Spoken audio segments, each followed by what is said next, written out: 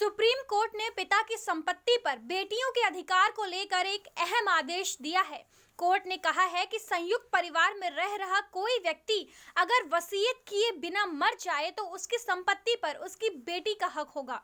बेटी को अपने पिता के भाई के बेटों की तुलना में संपत्ति का हिस्सा देने में प्राथमिकता दी जाएगी।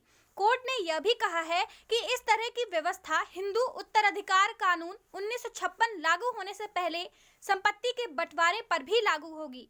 तमिलनाडु के एक मामले का निपटारा करते हुए जस्टिस एस अब्दुल नजीर और कृष्ण मुरारी की बेंच ने यह 51 पन्ने का फैसला दिया है। इस मामले में पिता की मृत्यु 1949 में हो गई थी। उन्होंने अपनी स्वअर्जित और बंटवारे में मिली हुई संपत्ति की कोई वसीयत नहीं की थी।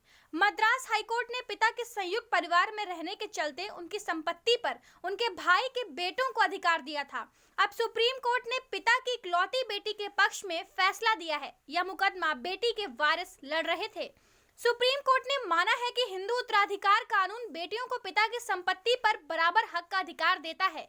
कोर्ट ने कहा है कि यह कानून लागू होने से पहले की धार्मिक व्यवस्था में भी महिलाओं के संपत्ति अधिकार को मान्यता प्राप्त थी। यह पहले भी कई फैसलों में स्थापित हो चुका है कि अगर किसी व्यक्ति का कोई बेटा ना हो तो उसकी संपत्ति उसके भाई के बेटों की बजाय उसकी बेटी को दी जाएगी। यह व्यवस्था उस व्यक्ति की अपनी तरफ से अर्जित संपत्ति के साथ साथ उसे खानदानी बंटवारे में मिली संपत्ति पर भी लागू होती है। सुप्रीम कोर्ट ने इस व्यवस्था का विस्तार अब 1956 से पहले हुए संपत्ति बंटवारे पर भी लागू कर दिया है। इसका असर देश भर की निचली अदालतों में लंबित संपत्ति बंटवारा विवाद के मुकदमों पर पड़ सकता है। ब्यूरो रिपोर्ट, आज की खबर।